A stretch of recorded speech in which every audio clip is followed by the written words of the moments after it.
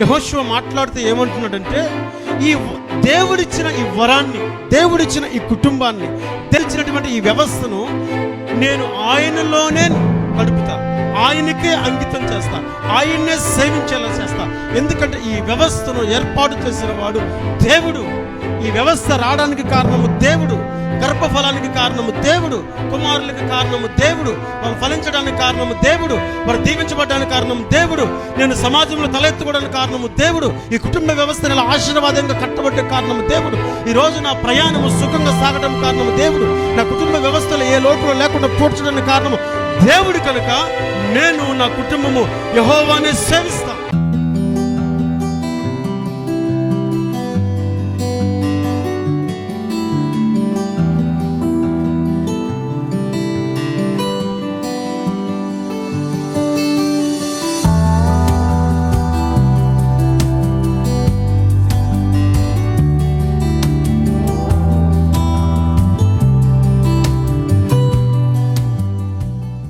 దేవుని పరిశుద్ధ నామానికి మహిమ కలుగునుగాక. కూడి వచ్చిన మీ అందరికీ నా హృదయపూర్వక వందనాలు తెలియజేస్తున్నాను. దేవుడు మిమ్ములను మీ కుటుంబాలను దీవించునుగాక. ఈ పూట వచ్చిన మాటను మనం ధ్యానం చేద్దాం. పరిశుద్ధ బైబిల్ గ్రంథంలో నుంచి యెహోషువ గ్రంథము 24వ అధ్యాయము 15వ వాక్యము. అందరికీ చాలా సుపరిచితమైన మాట. వాను సేవించుట మీ దృష్టికి కీడని తోస్తే మీరు ఎవరిని సేవిస్తారో ఆ నది అద్దరిని, మీ పితరులు సేవించిన దేవతలు ఉన్నారు, వారిని సేవిస్తారో, అమోరీలో ఉండే దేశంలో మీరు నివసిస్తున్నారు, ఒకవేళ వారి దేవతలను సేవిస్తారో నేడు మీరు కోరుకోండి. మీరు ఎవరిని సేవించినా సరే నేను నా ఇంటి వారును యెహోవానే సేవించదము. చిన్న ప్రార్థన చేసుకుందాం. మహాగణుడానికి స్తోత్రం. యెహోషువ తన జీవితంలో పలుకుతున్న అద్భుతమైన మాట, మీరు ఎవరిని సేవించినా, మీ జీవితాలు ఎలా ఉన్నా, నేను నా ఇంటి వారైతే యెహోవానే అన్నాడు. ఈ సమయంలో ప్రభువా, మేము ఎవరిని సేవించాలో, ఎందుకు నేను సేవించాలో కూడా మీరు మాకు విశదపరచండి. ఎందుకు మా పితరుడు ఈ మాట మాట్లాడుతున్నాడో, ఎందుకు నీ మీద అంతగా ఆధారపడ్డాడో, ఎందుకు అంత ఆశపడ్డాడో మీరే మీ జ్ఞానంతో మేము అర్థం చేసుకోగలిగిన కృపతో మమ్మల్ని నింపండి. లేఖన భాగాల నుంచి మీరు మాతో మాట్లాడిన మనుషుల మాటలు వ్యర్థం, మనుషు ఆలోచన వ్యర్థం. ఒక మనిషి మాట్లాడడం వలన ఏ వ్యక్తి జీవితం కట్టబడదు. ఒకవేళ మనిషి మాటలే జీవితాలు కట్టబడేలా ఉంటే ప్రపంచం ఎప్పుడో మారిపోవును. నువ్వు ఒకరిని మార్చకపోతే ఎవరి హృదయ గదిలో తెరవబడవు. ఈ పూట మీరే మాతో మాట్లాడమని నజరేయుడు యేసుక్రీస్తు నామములో అడిగి వేడుకొనుచున్నాను తండ్రి. ఆమేన్. హల్లెలూయా, హల్లెలూయా. కొన్ని మాటలు ఈ పూట ధ్యానం చేద్దాం. మోషే మరణించిన తర్వాత యెహోషువ నాయకత్వాన్ని తీసుకున్నాడు. మోషే ఏ అయితే ఇశ్రాయేలుకి పంచిపెట్టలేకపోయాడో వాటిని పంచుకుంటూ యుద్ధాలు చేసుకుంటూ వెళుతున్నాడు. షెకెము అనే ప్రాంతానికి వచ్చిన తర్వాత ఆ ప్రాంతంలో ఇశ్రాయేలునందరిని సమకూర్చి వారితో ఏం మాట్లాడుతున్నాడంటే, అబ్రహాము ప్రయాణము ఎలా మొదలైందో తెలుసా, ఆయన ఎలా వచ్చాడో తెలుసా, ఎలా ఆశీర్వదించబడ్డాడో తెలుసా, యాకోబుని దీవించాడో తెలుసా, ఎలాగ యాకోబు ఐగుప్తుకి వెళ్ళో తెలుసా, ఎలాగ మీరు బానిసలు అయ్యారో తెలుసా, ఎలాగ మనం విభజించబడి బయటకు వచ్చామో తెలుసా. ఈ విషయాలు మొత్తం మాట్లాడుతూ ఇన్ని చెప్పాక కూడా, ఇన్ని మాట్లాడాక కూడా మీ మనస్సు దేవుని మీద నిలపకపోవచ్చు మీరు. ఎందుకంటే మీలో కొందరు ఇంకా పాత విగ్రహారాధన మీదే ఉన్నారు. మీలో ఇంకా చాలామంది ఆ ఐగుప్తులను బానిసత్వం మీద ఉన్నారు. మీలో కొంతమంది కొత్త పరవళ్ళు త్రొక్కుతూ కొత్త అలవాట్లు, కొత్త ఆరాధనలు నేర్చుకుంటున్నారు మీలో కొంతమంది. నేనైతే అబ్రహాంకి ఏ దేవుడైతే తోడై ఉన్నాడో, ఏ దేవుడైతే మోషేకి తోడైండి మనం నడిపించాడో, ఆ యెహోవాని నేను సేవిస్తాను, నా ఇంటి వారు సేవిస్తారు. మీరు ఎవరిని సేవిస్తారన్నది మీ విజ్ఞత అని మాట్లాడుతున్నాడు. కుటుంబ రక్షణ ఆశీర్వాదానికి కారణమవుతుంది. యెహోషువ చెబుతున్న మాట ఏంటంటే, నా కుటుంబం అయితే యెహోవాని సేవిస్తుంది. ఎందుకు యెహోవాని సేవిస్తుందంటే, అబ్రహామును చూడండి, ఇస్సాకును చూడండి, యాకోబును చూడండి, యోసేపును చూడండి, మన బానిసత్వాన్ని చూడండి, విడుదల చూడండి, అరణ్యంలో జరిగిన కార్యాలు చూడండి, ఆయన పెట్టిన ఆహారం చూడండి, నడిపించిన విధానం చూడండి, ఇస్తున్న స్వాచ్ఛాన్ని చూడండి. ఇవి చూశాక కూడా మీ బ్రతుకులు ఎలా ఉన్నాయంటే ఐగుప్తులోనే ఉన్నాయి. మీ బ్రతుకులు ఎలా ఉన్నాయంటే కొత్త అలవాట్లలో ఉన్నాయి. మీ బ్రతుకులు ఎలా ఉన్నాయంటే విగ్రహారాధనలో ఉన్నాయి. నా కుటుంబం అయితే అలా ఉండదు అని ఒక స్టేట్మెంట్ వేశాడు. మన దైనందిన జీవితాల్లో వాళ్ళకున్న సమస్య ఏంటంటే కానానులో ఉన్నటువంటి అలవాట్లు నేర్చేసుకుంటున్నారు. వీళ్ళు ఎన్నేళ్ళు స్నేహం చేశారు ఐగుప్తులో? 430 ఏళ్ళు ఉన్నారు ఐగుప్తులో. ఈ 430 ఏళ్లలో ఎన్ని అలవాట్లు నేర్చుకొని ఉంటారు? ఎన్ని రకాల వర్షిప్స్ చూస్తుంటారు? వారు రాజును పూజిస్తారు, రాజును ఆరాధిస్తారు, రాజును దేవుడిగా కొలుస్తారు. రాజు మరలా బ్రతుకుతాడని రాజు కోసం రాజుతో పాటు సైనికులను చంపేసి పూడ్చిపెడతారు. ఇప్పుడు వీరి ఆలోచన ఎలా ఉందంటే మోషే కూడా కానరాపోతే ఏమన్నాడు? వీళ్ళు మోషే ఏమైనో దేవుడు ఏమైపోయాడో. ఎందుకు? మోషే దేవుడు వాళ్ళకి. కాబట్టి ఈ ధోరణి ఇంకా మీలో పోలా. మీరు ఫోకస్ అయ్యాల్సింది మనిషి మీద కాదు, దేవుని మీద. నేను నా కుటుంబం అయితే అదే చేస్తామన్నాడు. 127వ కీర్తన 3వ చరణంలో ఒక మాట ఉంటుంది కుటుంబ వ్యవస్థ గురించి. చూడండి, యెహోషువ జీవితం మనకి సవాల్ చేస్తుంది. కుటుంబంలో ఉన్నటువంటి నాయకుడు తీసుకున్న నిర్ణయాల వల్ల కుటుంబ వ్యవస్థ కట్టబడుద్ది.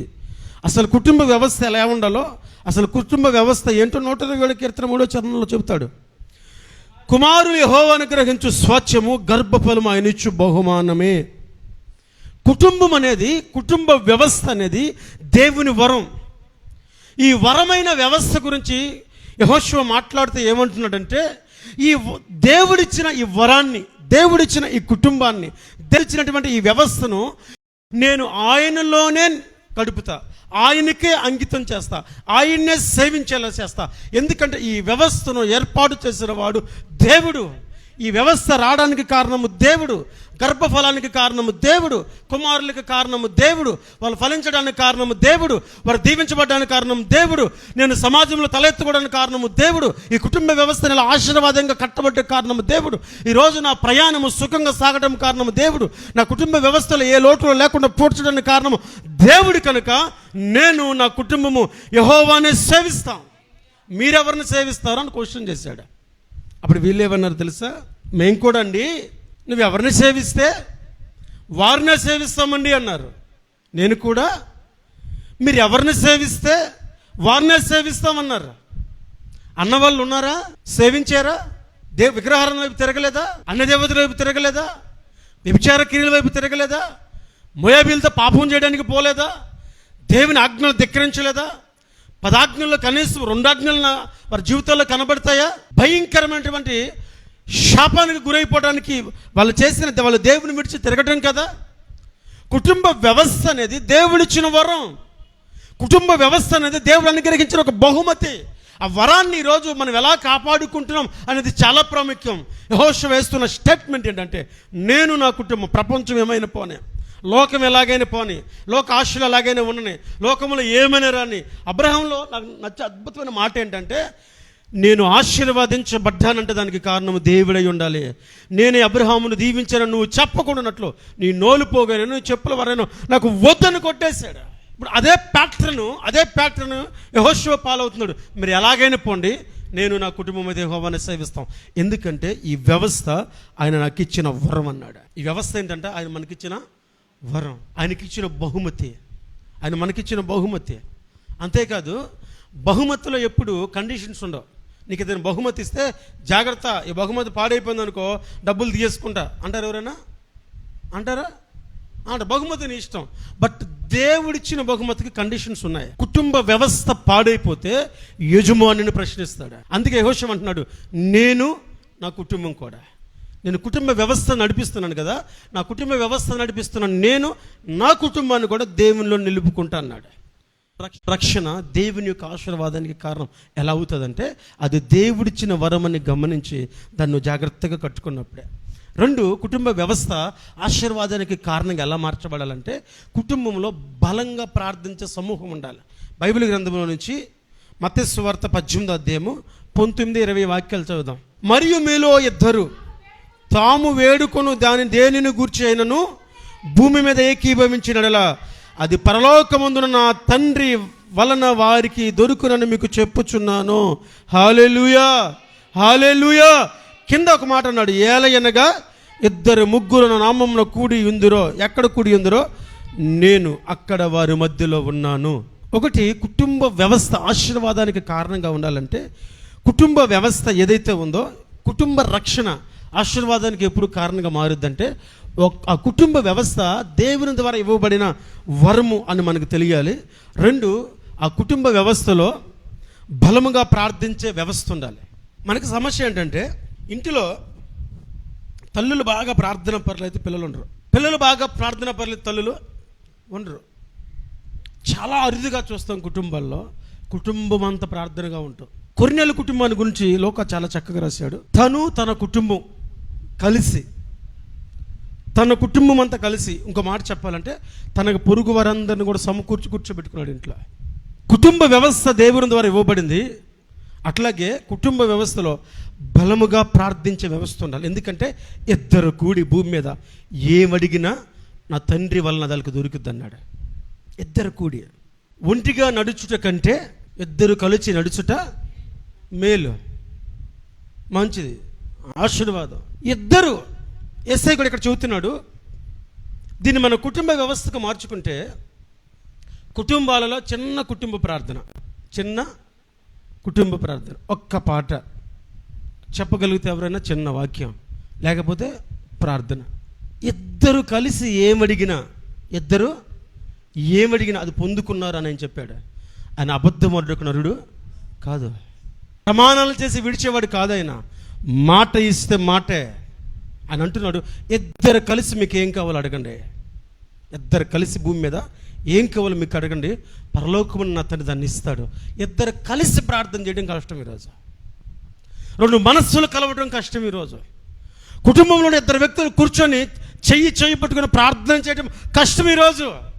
కానీ ఆయన ఏం చెప్పాడంటే ఇద్దరు కలిసి అడగండి, మీకేం కావాలో పొందుకుంటారా. 2-3 ఎక్కడ కూడతారో వారి మధ్యకి దిగో వస్తా నేను.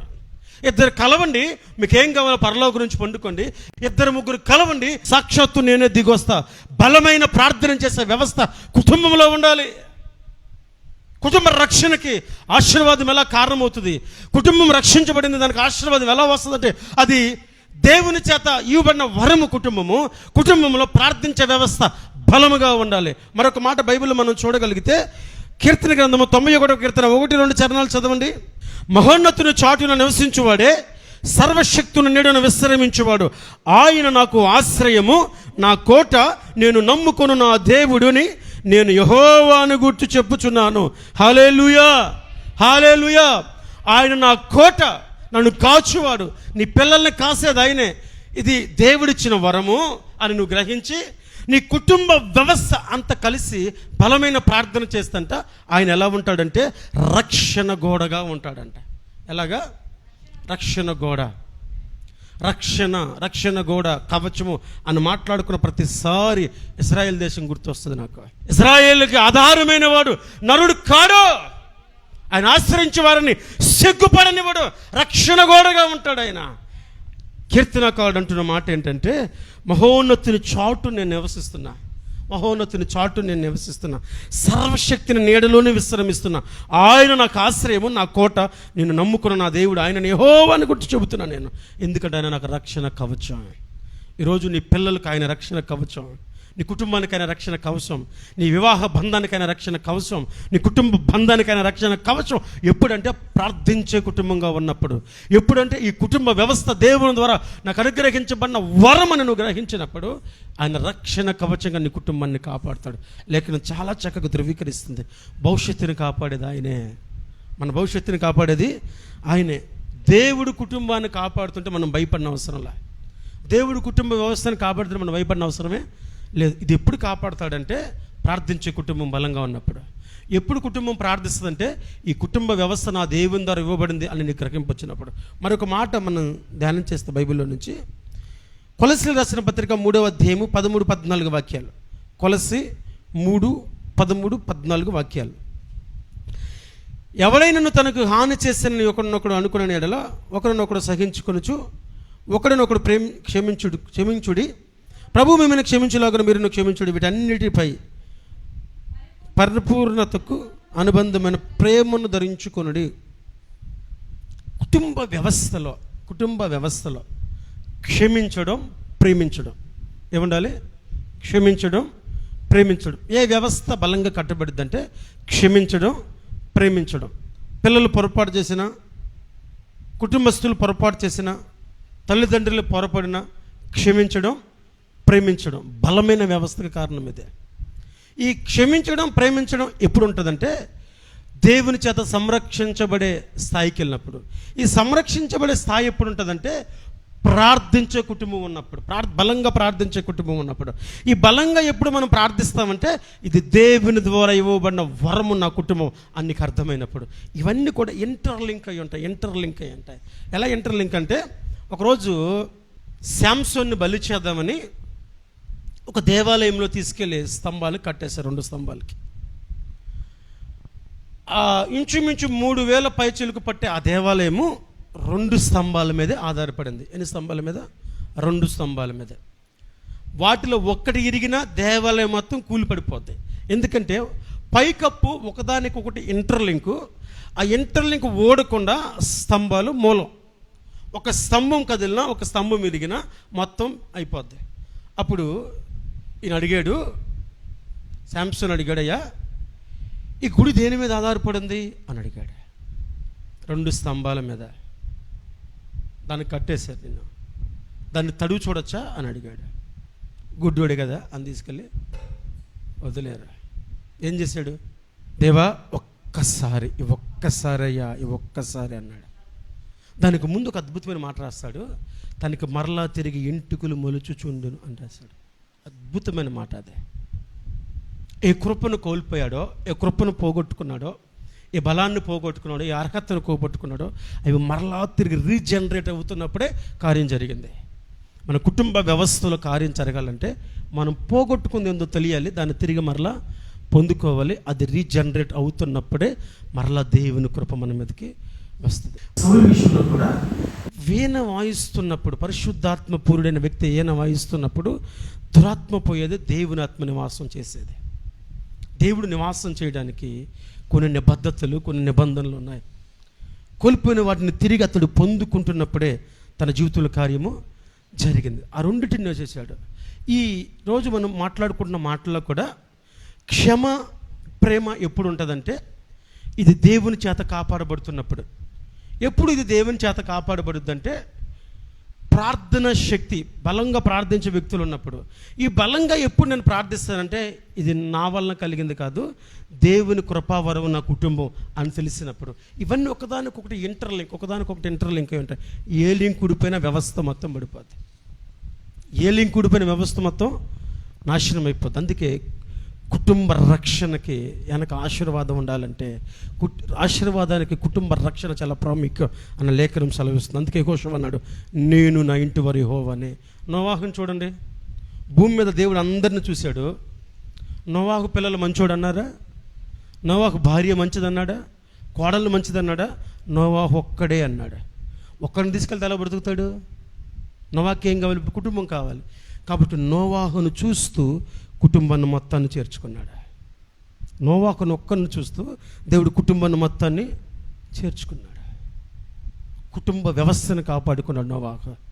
పౌలు శీల స్తుతిస్తున్నప్పుడు చెరసాలలో పునాది అదిరిపోయి, సంఖ్యలు విడిపోయి, ద్వారాలు తెరుచుకుంటే అక్కడ కత్తి తీసుకొని చెరసాల నాయకుడు తను పొడుచుకొని చచ్చిపోదాం అనుకున్నాడు. అయ్యా నీ ప్రాణానికి హాని చేసుకోవద్దు, మేము ఇక్కడే ఉన్నాం అంటే అప్పుడు బయటకు వచ్చి అన్నాడు, నేనును నా ఇంటి వారిని రక్షణ పొందాలంటే ఏం చేయాలయ్యా అన్నాడు. నేను ఒక్కనే కాదు, నా ఇంటికి కూడా రక్షణ కలగాలి, ఏం చేయమంటావు అన్నాడు. అప్పుడు నీవును నీ ఇంటి వారు దేవుని యందు విశ్వాసం ఉంచని అన్నాడు. యోబు గ్రంథం 1వ అధ్యాయము 5వ వాక్యం మనం చదువుతున్నప్పుడు, చదవనవసరం లేదు, ప్రతిరోజంట యోబు పెందల కాడ లేచి, ఎప్పుడు పెందల కాడ అరుణోదయం అంటే సూర్యుడు కనపడక ముందు లేచి తన పిల్లల కోసం ప్రార్థన చేసి దహన బలులు అర్పించేవాడు. ఈ కుటుంబ వ్యవస్థలో కనపడుతుంది. ఇది పెందల కడలేసి పనిచేసే తల్లులు ఉన్నారు. పెందల కడలేసి బిడ్డలకి ఆహారం సిద్ధపరిచే తల్లులు ఉన్నారు. పెందల కడలేసి బిడ్డలకి ఏం కావాలో సిద్ధపరిచే తల్లులు ఉన్నారు. సూర్యోదయానికి ముందు పెందల కడలేసి, ఇక నా బిడ్డలు ఒకవేళ నేను పాపం చేశారేమో, రాత్రి వాళ్ళు పడుకున్నప్పుడు పాప ఆలోచనలు ఉన్నాయేమో, తప్పు చేశారేమో, తప్పు ఆలోచనలు ఉన్నాయేమో అని వాళ్ళకంటే ముందే లేసి వాళ్ళ కోసం ప్రార్థన చేసేవాడంట. ఈరోజు నా బిడ్డలు గడపపోతున్నారు, క్షేమాన్ని ఇవ్వు, సుఖాన్ని ఇవ్వు, సంతోషాన్ని ఇవ్వు, కాపాడు అని వారు నిద్ర లేకముందే వాళ్ళ కొరకిన దహన బలి అర్పించేవాడు. అది కుటుంబ వ్యవస్థలో కుటుంబ యజమానుడికి ఉండవలసిన బాధ్యత. ఇది అర్థమయ్యే టయానికి మన జీవితంలో సగం జీవితం అయిపోద్ది. చాలా సందర్భాల్లో జీవితం అయిపోద్ది. దేవుని వాక్యం ఈరోజు మనకు గుర్తు చేస్తుంది, నీ కుటుంబ రక్షణకి వెనక ఆశీర్వాదం దాగుని ఉంది. ఎలా రక్షించబడుద్ది అంటే, నేను నా ఇంటి వారిని యెహోవాని సేవించదము అనే స్థాయికి నువ్వు వెళ్ళినప్పుడే. ఇట్టి కృప దేవుడు మనకి, మన కుటుంబానికి అనుగ్రహించును గాక.